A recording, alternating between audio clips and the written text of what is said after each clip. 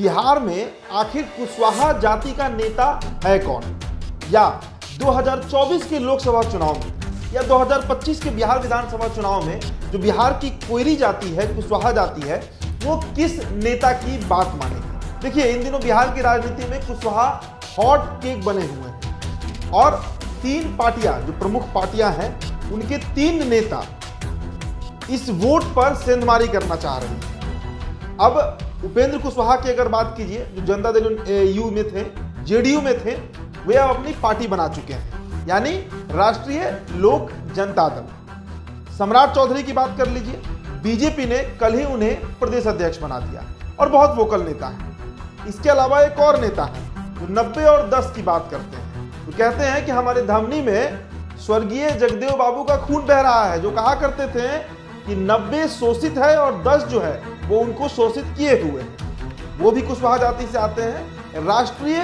जनता दल के नेता हैं, बिहार सरकार में मंत्री हैं। तो अब पूरा खेल जो है वो इन तीन नेताओं के द्वारा खेला जा रहा है और इसमें इनकी जो पार्टियां हैं उनका पूरा सहयोग है। लेकिन इन सब के बीच जो सबसे बड़ा नुकसान होने जा रहा है वो जेडीयू का होने जा रहा है। कारण है कि नीतीश कुमार, जिनका कह सकते हैं पिछले 2 दशक से कुशवाहा जाति पर कॉपीराइट था, उनके वोट को कहीं नहीं जाना था, वो जाति अब अपना नेता तलाश रही है और नेता कौन होगा ये 2024 में पता चलेगा। लेकिन सभी पार्टियां कमरकसी हुई हैं और इसमें सबसे लीड लेते हुए भारतीय जनता पार्टी दिख रही है। कैसे दिख रही है, इस पर हम चर्चा करेंगे। देखिए, सबसे पहले ये गणित समझना होगा कि बिहार में दरअसल कुशवाहा जाति अचानक से, आप कह सकते हैं, इतने चर्चा में क्यों आ गई।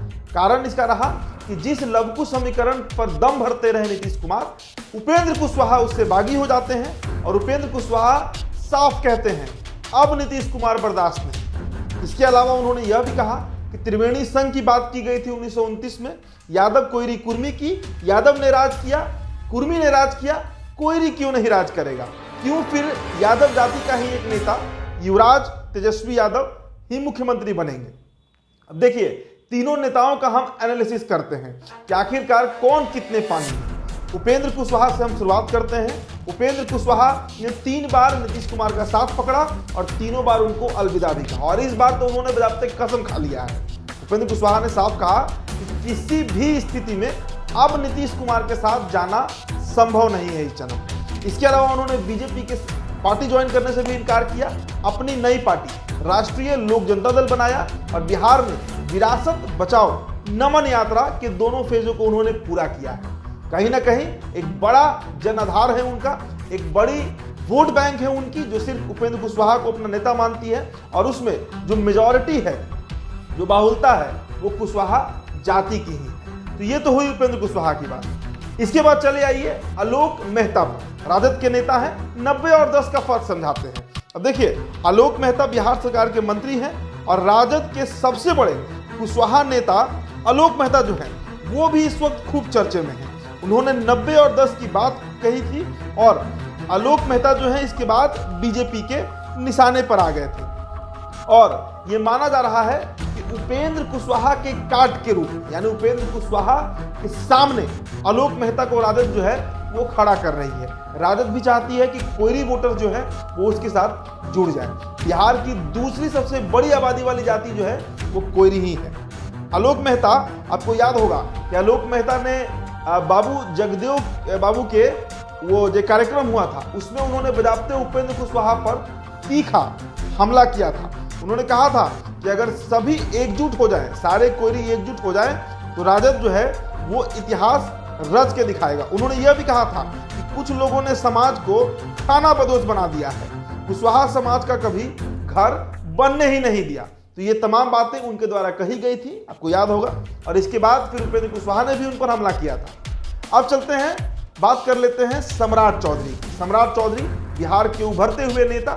चर्चा तो ये भी चल रही है कि साल 2025 में भाजपा की तरफ से वो सीएम फेस होंगे, क्योंकि भाजपा के अगर बैक रिकॉर्ड को देखें तो 2013 में जिस देवेंद्र फडणवीस को महाराष्ट्र का प्रदेश अध्यक्ष बनाया गया, 14 में उन्हें मुख्यमंत्री बना दिया गया। कुछ ऐसा ही विप्लव देव के साथ भी हुआ त्रिपुरा में। तो ऐसे कई उदाहरण पड़े हुए हैं जिससे ये लगता है कि सम्राट चौधरी जो है वो बीजेपी के सीएम फेस बन सकते हैं। और इसके अलावा सम्राट चौधरी के साथ जाति समीकरण तो है ही, इनके साथ साथ विधान परिषद में बीजेपी उन्हें नेता विरोधी दल बना दिया।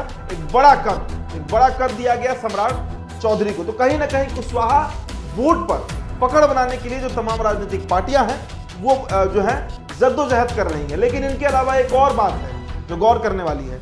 उपेंद्र कुशवाहा बागी हैं, नाराज चल रहे हैं जेडीयू से, और सबसे अधिक उनकी नाराजगी अगर किसी से है तो हर बार अपने हर चर्चा में, चाहे वो प्रेस वार्ता हो या कहीं भाषण दे रहे हो, उसमें उपेंद्र कुशवाहा एक बार जरूर कहते हैं। वो कहते हैं कि जंगल राज वापस आ गया। वो कहते हैं कि युवराज यानी तेजस्वी यादव को गद्दी नहीं सौंपने देंगे, चैलेंज तक करते हैं वो मंच से। इसका मतलब आप समझिए 2024 का जो लोकसभा चुनाव होगा उसमें अगर उपेंद्र कुशवाहा और सम्राट चौधरी एक साथ आ जा रहे हैं तो इसका मतलब होगा कि 1 जोड़ 1 2 नहीं बल्कि 1 जोड़ 1 11 हो जाएगा।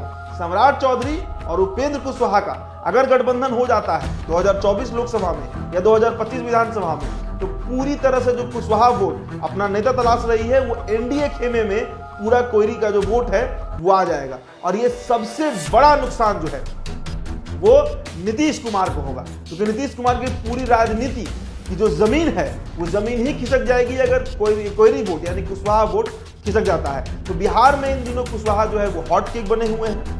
कोयरी वोटर पर सबकी नजर बनी हुई है क्योंकि ये डिसिसिव वोटर है। आप इसका आकलन ऐसे भी कर सकते हैं। उपेंद्र कुशवाहा ने अकेले 2020 का चुनाव लड़ा था, बसपा उनके गठबंधन में थी और AIMIM थी। इसके अलावा लगभग जितने सीटों पर उनके प्रत्याशी उतरे 8,000 से लेकर 35,000 वोटों तक उनके प्रत्याशियों को जो मत है वो प्राप्त हुआ था। इसका मतलब समझिए, इसका मतलब है कि कहीं ना कहीं जो कोयरी है, जो कुशवाहा है, वो वोट करते हैं उपेंद्र कुशवाहा को। और उस पर अगर सम्राट चौधरी जैसे वोकल नेता, दबंग नेता जो राजनीतिक दबंगई करते हैं, विधान परिषद में नीतीश कुमार से डट कर बहस कर लेते हैं, वो अगर बिहार यात्रा कर लेते हैं उपेंद्र कुशवाहा के साथ, तो इस बात को आप मानकर चलिए कि कोयरी वोटर जो हैं वो एनडीए की तरफ ही स्विच कर जाएंगे। आलोक मेहता का भी प्रयास है, साथ ही साथ नीतीश कुमार का भी प्रयास होगा। अगर ये महागठबंधन जो आज के परिदृश्य में दिख रही है ये बनी रहती है 2024 लोकसभा चुनाव तक। फिलहाल इस चर्चा में इतना ही। आप बने रहिए बिहार टॉप के साथ। प्रणाम, उदित तारण है। बहुत बहुत शुक्रिया।